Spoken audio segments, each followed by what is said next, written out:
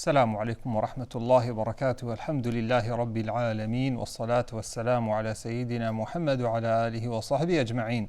All praise is due to Allah. May Allah's peace and blessings be upon His final messenger Muhammad sallallahu alayhi wasallam. We praise Allah subhanahu wa ta'ala as He deserves to be praised, the praiseworthy.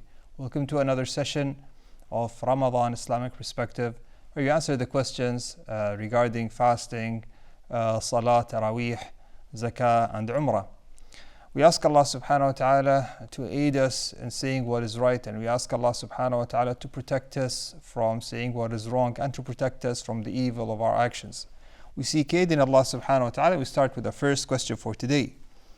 Bismillah. Assalamu alaikum wa rahmatullah wa alaikum assalam wa rahmatullahi wa barakatuh. This is a family issue. My husband doesn't speak to his son because of some disagreement. They don't sit together at iftar. They both go to tarawih. Alhamdulillah. How can I use Ramadan to settle this dispute? Or is Ramadan a bad time? Alhamdulillah wa salatu wa salam ala Rasulillah. All houses, all families, there are some disputes here and there. There is no family that is without any dispute, whether it's a small dispute or a big dispute. This is normal. It's the same thing we can say with marriages. Because we as humans, we tend to have our personal views. It is difficult to have or to live with something without no disagreement whatsoever. The only person that you won't disagree with is yourself. As long as there's another person, there's another personality that looks and perceives different from you, there will always be some disagreement. But the matter is, how do we deal with these disagreements? Especially, and are all disagreement the same? Disagreements with normal people might be dealt with in a certain way. But disagreement, for example, between the husband and wife, it is looked at also differently than disagreement with people outside the house. Not only this, there's even another type of disagreement, which is what about disagreement with parents? Now, disagreement with parents, this is a completely different type of relationship, because Allah subhanahu wa ta'ala has commanded the children to be dutiful towards the parents. And Allah subhanahu wa ta'ala commanded the children to give the parents, the good companionship, to be dutiful towards them, even if they were upon disbelief. What bigger disagreement than disagreement in faith? Yet Allah subhanahu wa ta'ala said, do not obey them in disbelief, but give them your good companionship. So look at how sensitive this relationship is. And this type of disagreement that we're discussing here in the question is a disagreement between a father and his son. But we have to look at it from two different aspects. First of all, the aspect of the son towards his father. Is this disagreement regarding a religious matter? So this is the advice to the son. Is this disagreement regarding a matter of Islam, or is it a disagreement regarding a matter of dunya? If it's a disagreement regarding a matter of Islam, no matter what the disagreement is, there should always be adab. When you talk to your father, you do not argue with him and bring proofs and this and that, and then you debate with him. You do not debate with your parents. If you think that you're debating with your parents, this is part of uquq. This is part of being harsh and rude towards your parents. Because these are your parents. They raised you. They have put a lot of effort. They have provided for you. And you grow up to debate them, even if the haqq is with you, brother. Even if what you're saying is the sunnah, whatever, regardless. There's a way to deal with the parents. Parents, you never debate parents. You give them the advice in a kind and loving way. You do not shout at them. Even if they command you to do something that is haram and you do not agree with them, yes, it's okay. You do not obey them in this thing, but there's a way to deal with these matters. And no matter what happens, you should never, never, never cut the ties of kinship, especially if it was from your side. This is haram. This is definitely haram. To cut the ties of kinship, to reach a point where you disagree with your father, for example, regarding, let's say, a religious matter, and then it ends up you not talking to him at all, not even salam. Wallahi, brother, what's the point of your fasting? You know that the Messenger Muhammad sallallahu alaihi wasallam, when he said about fasting, من لم يدع قول الزور والعمل به فليس لله حاجة أن يدع طعامه وشرابه. Whoever does not leave evil speech and evil actions, Allah subhanahu wa ta'ala has no need for you to leave, your food and drink. And this is your father. what will happen if your father makes a dua on you? And think about what you have lost. You have lost a father that might make dua for you. Yani subhanallah, a dua of their parents for their children, it is something, yani inshallah, accepted. But sadly, the same thing can be said about a dua from the parents on their children. Yes, if the children did not do anything wrong, and a parent makes a dua against their children, yeah, this dua is most likely won't be accepted, especially if the child was righteous and was seeking their approval. But qadarullah, and the parents were not happy with this. This is something else. But subhanallah, why don't you try to win your father over? Yes, there's some disagreement. He's not doing some sunnah. That's okay. But you know what? You're going against the sunnah. You're leaving a bigger sunnah. No matter what you're discussing, but what you're doing now, you're leaving a bigger sunnah. Sunnah in the sense you're not following the way of the Messenger Muhammad sallallahu alaihi wasallam, because he taught us to take care of our parents. The Quran taught us to take care of our parents. Not if they were good people, regardless, even if they were disbelievers. So my advice to the child, to the son, think about why you're fasting. Think about why you're going for Taraweeh. Like, you should try your best. You should make actually Ramadan, one of the major objectives of Ramadan for you is to reconnect with your father.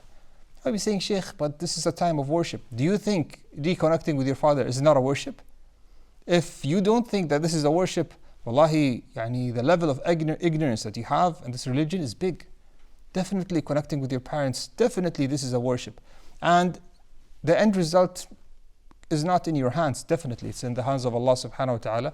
And Allah subhanahu wa ta'ala puts the acceptance at the hearts of the people.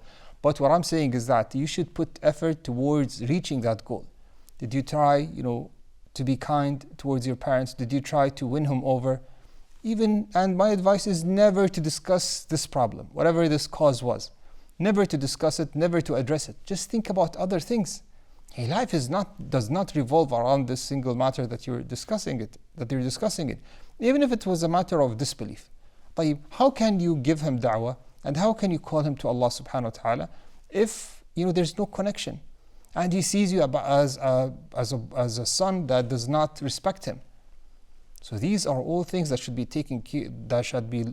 be looked into and should be taken into consideration when giving da'wah to our parents. And you know what? I said that if this dispute was based on a religious matter, you know what's worse? What's really worse? If this dispute was based on a worldly matter. Ya Allah. For the sake of this dunya, you cause a problem with your parents because of this dunya that we will all be leaving. There's a cause, there's a problem with your father. Look, regardless of there might be some disagreements between the father and the child. I completely agree. And even what the parent is saying, what the father is saying, could be something irrational. I also agree with you. This could be the case in many situations. But does it have to reach this conclusion? And can't you say, inshallah, dad, whatever you want, inshallah, Allah, you will make it easy, and inshallah, we'll look into it. But oh father, please don't get angry. Oh father, wallahi, I want your approval. There's certain things that I might not be able to do, or I cannot do, or I don't feel like it, but let's not make this the cause of us, cutting each other off and making this a cause of uquq and, cutting ties of kinship. So you should look into this matter and you should seek aid in Allah subhanahu wa ta'ala to reconnect with your father and seek the reward from Allah subhanahu wa ta'ala. Regarding the father, this is your child. You're raising him to be a righteous Muslim and you are responsible for him. The Messenger Muhammad sallallahu alaihi wasallam has said, كُلُّكُمْ رَاعٍ وَكُلُّكُمْ مَسْئُولٌ عَنْ رَعِيَّتِهِ. So every one of you is a shepherd and he is responsible for his flock. So your child is your responsibility. And you have to look at the big picture, the bigger picture. No matter what you see in your eye regarding this problem, no matter you see that this son is doing something wrong, you never want to lose your child. No matter what happens, there should always be a way back for the child, to go back to his parents. Otherwise, if there's any dispute or we see any dispute between the father and the child, and subhanAllah, if every father did cut his tie with his children, this will be a chaos and mess. How can you call him to Allah? How can you call him to what is right? How can you be a role model in his life if you are cutting the way for your child to righteousness. You're cutting his way back to you. Subhanallah. And remember that this child, his heart is with Allah subhanahu wa ta'ala. And remember that your obligation, your objective in this world is not to focus on worldly matters. Your objective in this world is to guide him, because he is a servant of Allah. You do not own him. He is a servant of Allah, entrusted with you for you to guide him and take care of him and give him his needs in terms of worldly matters, and give him what he needs in terms of finding his way to Allah subhanahu wa ta'ala, making sure that he prays properly, making sure that you command him to what is right properly. These are commands that the Messenger Muhammad commanded the parents. We know that the Messenger Muhammad said, "Muru awladakum lis-salati li-7' wadribuhum 'alayha li-'ashr." So he said, alayhi salatu wasalam, once your child reaches 7 years old, you should command him to pray. And this is a command from the Messenger Muhammad directed to the parents. They should start to command their children to pray at the age of 7. And then you continue commanding them until they reach 10. وَضْرِبُوهُمْ عَلَيْهَا لِعَشْرٍ. Then at 10, you beat them and you use force. So if you tried at 7 to 8, 8 to 9, 9 to 10, you should introduce prayer and also fasting if they're capable of doing it. And then at the age of 10, you should be more strict. You can use force and see if force works or not. All of this, why is this the case? Because you have the time from 7 all the way to 10, and then from 10 all the way to 13, 14 or 15 once they reach puberty. You have trained them properly. This is considered your priority. If you are giving precedence to, for example, his studies, and the culture, and normal worldly matters, you're taking care of it, and you're disregarding this matter, for example, worship and religion, then definitely this is a shortcoming on your part. This is definitely a mistake that you have done. And you should reconnect and you should recorrect what you have done.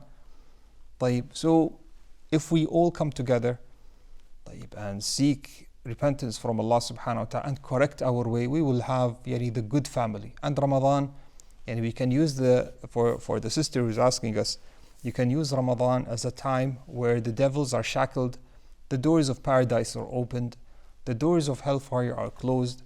This is definitely a great opportunity for us to reconnect and correct our ways. If anything, Ramadan is the time for us to leave all bad habits and to reconnect with Allah subhanahu wa ta'ala and to change our way. So, sister, after this advice, you should definitely try your best for them to listen to this word.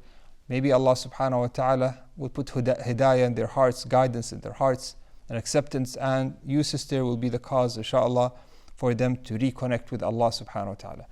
Think about this, responsibilities. Islam wants a righteous family built on healthy relationship between them. Islam does not command us to disband and to leave each other. No, Islam commands us to come together as a family, to come together as a community, to come together as a nation, to worship one God, Allah subhanahu wa ta'ala, to follow one man, the Messenger Muhammad sallallahu alaihi wasallam. We have differences between us.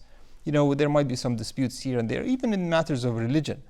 But we should try our best to come together, to strengthen ourselves, to discuss these differences between us, seeking what is right.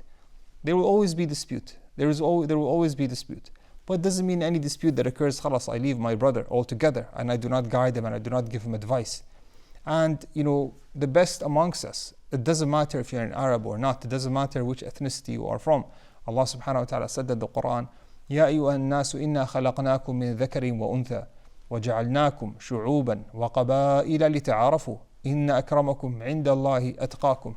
So Allah subhanahu wa ta'ala is saying that, O people, we have created you from male and female, and made you nations and tribes for you to know one another. And then Allah subhanahu wa ta'ala mentioned whom amongst us will be the most honorable. Inna akramakum indallahi atqakum. The most honorable amongst you is the most righteous. Inna akramakum indallahi atqakum. So this is, whether you're a father, whether you're a mother, a husband, a child, a daughter, a son, this is the balance. This is what dictates your honor, you following righteousness. And as I mentioned, parents, they have different responsibilities. Children, they have different responsibilities, and each one of them should worship Allah subhanahu wa ta'ala and follow the sunnah of the Messenger Muhammad sallallahu alaihi wasallam and reconnect with each other. طيب. Wallahu alam. Let's move on to our next question. Assalamu alaikum wa rahmatullah. Wa alaikum assalam wa rahmatullahi wa barakatuh. Sheikh, my zakah is after Ramadan. Is it allowed to pay it if I pay it in Ramadan? So around 1 month before its time. طيب. Another matter is that I have around 200,000 dirhams in installments to be paid 4 years. So in 4 years. Do I deduct this from my total wealth before calculating the zakah? طيب. Alhamdulillah wa salatu wa salam ala rasulillah. So this question has two main parts. Let's address the first part first. So here, the brother is saying that his zakah is after Ramadan. So the time for him to pay the zakah is after Ramadan. He's asking, can I pay it in Ramadan? So maybe he found, a family that is in need, and this family needs the money now, and if he delays this money or this zakah, payment of zakah, to after Ramadan, they'll be harmed, and he wants to give them from zakah. In Islam, we mentioned that it is permissible to pay your zakah before its time. It's permissible to pay it before its time, given that the nisab is achieved. So if a person has a complete nisab, which is, as we mentioned, the value of 85 grams of 24 karat gold, which is nowadays around 22,000 dirhams. But if he has this amount and he has to wait 12 months before paying zakah, but is it permissible for him to pay before the 12 months end? Yani inshallah, yes, it is permissible. It is permissible to pay before the month end, given that he has the nisab, and he should recalculate the amount that he has with the given zakah at the end of 12 months and see that and check if the amount that he paid is equal to the calculated amount or not. Anyways, inshallah, we have run out of time. This question, inshallah, will elaborate more, inshallah, in our next session. With this, we will end. هذا والله أعلم وصلى الله على نبينا محمد وعلى آله وصحبه وسلم. جزاكم الله خيرا.